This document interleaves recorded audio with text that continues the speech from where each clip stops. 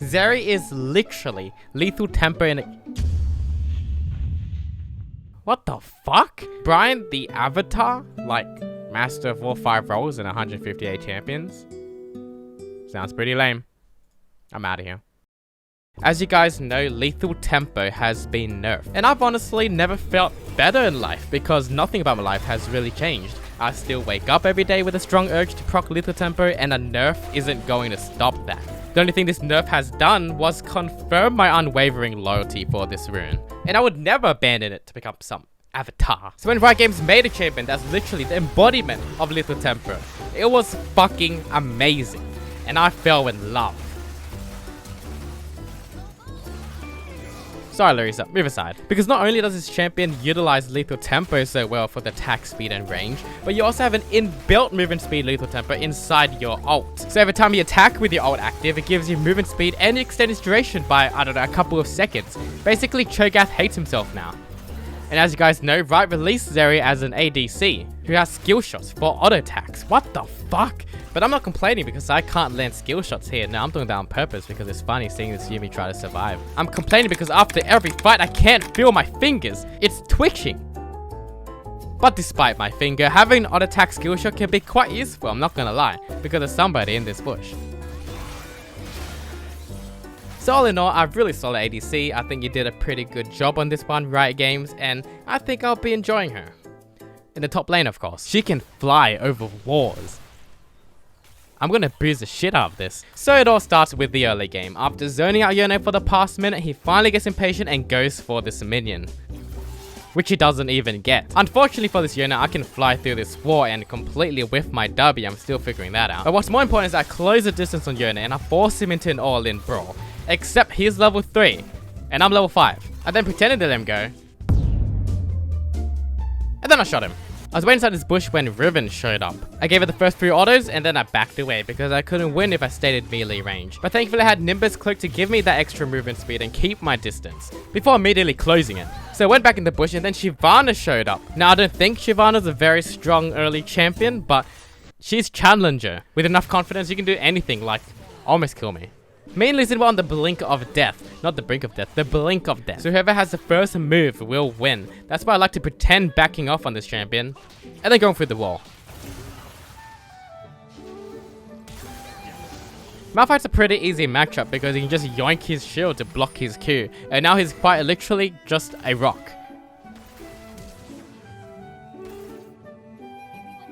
I was bullying Akali under the turret. That's when Poppy showed up. I was the slightest bit worried because I can always move through walls. So I just proceeded as usual. And then Akali flew back into her death.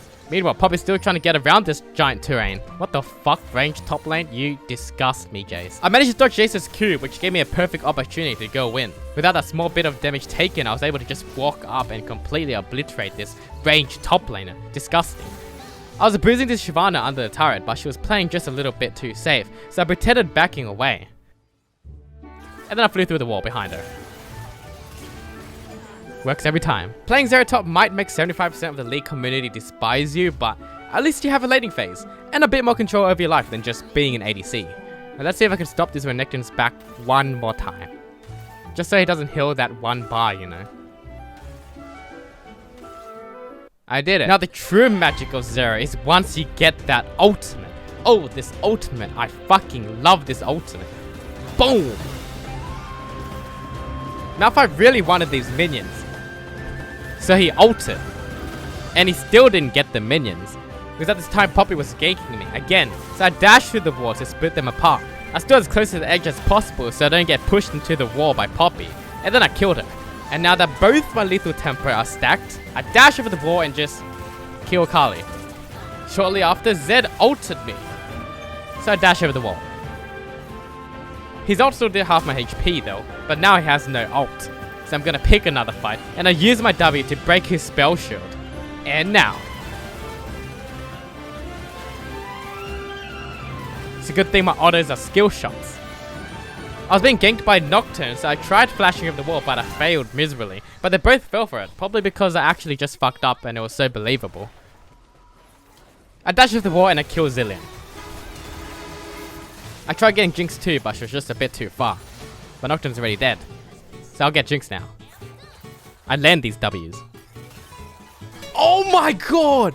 That was sick! One of the best feelings on Zeri is popping that ulti early and getting a very extended fight. And this was just one of those fights where I can flash into the enemy base, I guess.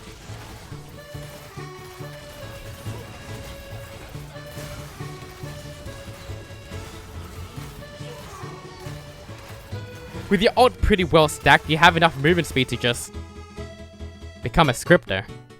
I wonder how Spotting Bronze is doing. Still bronze, and still paying 18 bucks, no ban. I guess was just the greatest bronze player I have ever faced in my life. Zeri actually makes me enjoy front to back because I'll do it for a little bit. And then I'll just fly over the wall and go straight to the back line.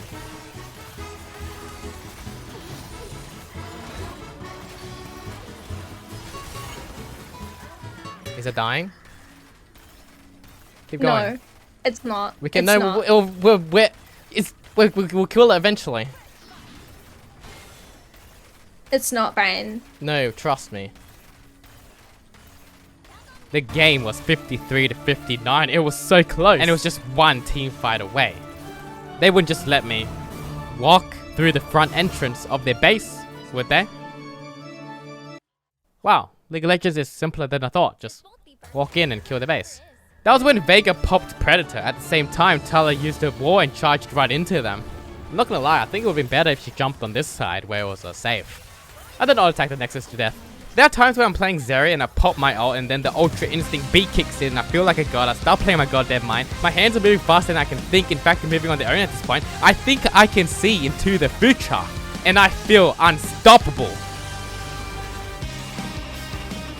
And then I walk into melee range of Nunu and he eats my ass. What the fuck? Oh, that's right. I can't feel my fucking fingers anymore. Jinx made a call to do the Baron, so I dashed over to help her. Our jungle Akali then walked over and stopped. Jinx then died. With the loss of our ADC, it was only right for me to kill their ADC. 200 years versus 200 years. I actually ran into Kog'Maw here, so I pop my ult and I start shooting him.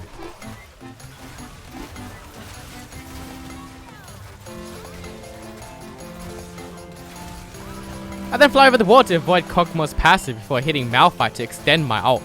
And after resetting my E from hitting Malphite, I decided to reposition to the other side. Oh, hi Graves. I was just clearing the minions when I started accidentally hitting an invisible shaker. This gave me enough reaction time to flash away before it could ult me. And then I killed both of them. I was waiting for Elise to come down while shooting menacingly. That's when I accidentally dashed through the wall right into Yone. And somehow I managed to get away. But I wanted more. So I stayed.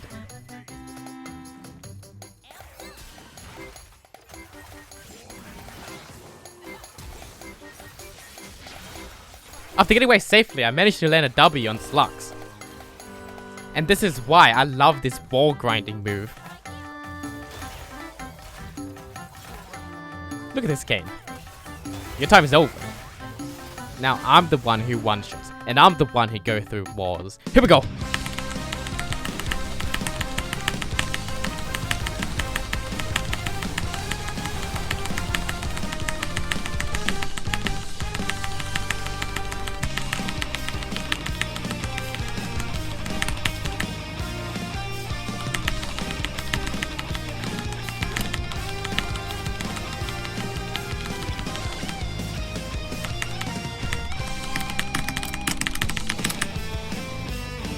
Yeah, it's fucked. It's fucked. Ah, see, I told you! We're doing it! We're doing it! Yeah, because we got team to tank it at the front. I just saw us! Okay, we're fine. At least I did steal it.